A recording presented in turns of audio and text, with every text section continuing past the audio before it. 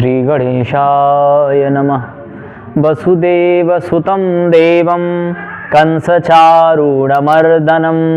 देवकी परमानन्दं कृष्णं वन्दे जगद्गुरुं। कृष्णं वन्दे जगद्गुरुं। इस श्लोक में जो कृष्णं वंदे जगद्गुरुम कहा गया, वसुदेव सुतं देवम कंसचारूढमर्दनम देवकी परमानंदम कृष्णं वंदे जगद्गुरुम। भगवान कृष्ण इस जगत के परम गुरु हैं। तो परम गुरु कैसे? गुरु का मतलब यह होता है जो अंधकार से प्रकाश की ओर लाए, उसे कहते हैं गुरु।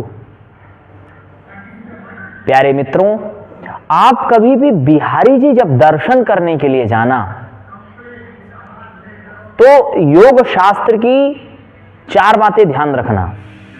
पहले आएगा कुतर्क, फिर आएगा वितर्क, फिर होगा ह्लाद, फिर आनंद आएगा, आनंद, और फिर आप समाधि में चले जाओगे। फिर आप जो कहने के लिए गए हो वह भूल जाओगे। यानी आप समझो, आप भगवान बिहारी के पास जाएंगे तो सबसे पहले तो ये देखेंगे यार भीड़ बहुत ज्यादा है, कैसे जा पाएंगे, वहां तक जा नहीं पाएंगे। फिर आप भगवान के वो जो चांदी की आंखें, आप उनको देखना चालू करेंगे।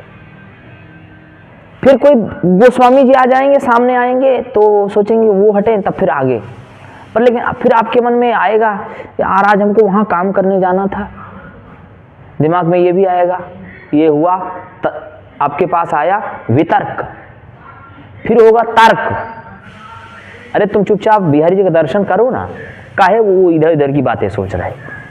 फिर जब जैसे आप ये सब चीजों को मार करके, मतलब मन की मुरादें मार करके जैसे आप भगवान का दर्शन करना चालू करेंगे, फिर आपके मन से एक ह्लाद प्रकट होगा कि हम बिहारी जी को अपने हृदय से लगा लें। आपके मन में जो जो बातें होंगी, जो जो आपकी इच्छाएं होंगी, जो जो आप चाह रहे होंगे, बिहारी हमें ये कर देना, बिहारी हमें ये कर देना, बिहारी हमें ये कर देना, आप जो सोच रहे होंगे, आपके मन से केवल एक निकलेगा, बिहारी लाल की जय, राधा माधव की जय। इसके अलावा कुछ निकल ही नहीं सकता। फिर वही आनंद इतना उमड़ पड़ेगा, इतना घोर आनंद उमड़ेगा कि समझो कि बिहारी जी को छोड़ करके हम जाए ना। एक बार दर्शन करोगे, फिर गार्ड कहेगा जाओ चल चल चल चल चल, फिर दोबारा फिर जाओगे, फिर तिबारा फिर जाओगे, फिर जाने का ही मन नहीं करेगा। किसी भी मूर्ति के समक्ष आप जाओ, भगवान को साकार रूप से अगर आप देख रहे हो, तो आप इन 4 बातों का ध्यान रखना। पहले आएगा वितर्क, फिर पहले आएगा वितर्क, फिर आएगा कुतर्क, फिर आएगा ह्लाद, फिर होगा समाधि। समाधि यानी एकाग्रता, समाधि यानी बाबा जियों की तरह ऐसे नहीं। समाधि का मतलब होता है संप्रज्ञात असंप्रज्ञात। समाधि एक होती है मन को रोक लेना, वो होती है योगियों वाली। एक समाधि हम मनुष्यों की भी होती है, साधारण लोगों की होती है, जो हम एकाग्र देखते हैं, उस मूर्ति में अपना ध्यान टिका लेते हैं, उस मूर्ति में हमारा ईश्वर दिखने लगता है हमें। जब आपको वह ईश्वर दिखता है तो आपको सच बताऊं, आप ऐसा समझो कि भगवान की आपके ऊपर कृपा हो रही है, क्योंकि आप ज्ञानी तो हो नहीं, भगवान आपके ऊपर कृपा कर रहे हैं। भगवान जब आप या हम, देखिए हम वीडियो बना रहे हैं आपको देखने के लिए, तो हम इसलिए वीडियो बना रहे हैं, अपनी प्रसिद्धि के लिए बना रहे हैं। इसका मूल कारण ये है कि हमारा चल के आगे चल के ऐसा होगा, इस प्रसिद्धि के लिए बना रहे हैं।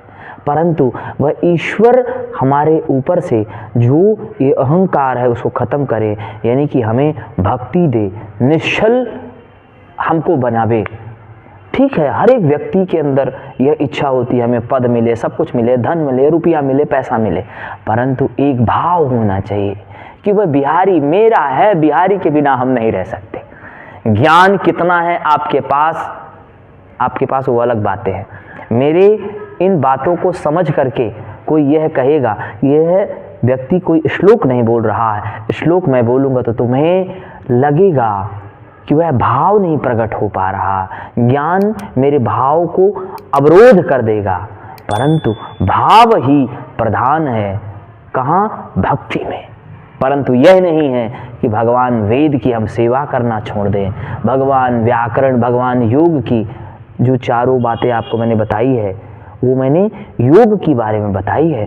पतंजलि ने कहा है हमारे ऊपर भगवान बहुत बड़ी कृपा करते हैं, तब जाकर के हम ऐसे बातों को हम आपसे बता पाते हैं।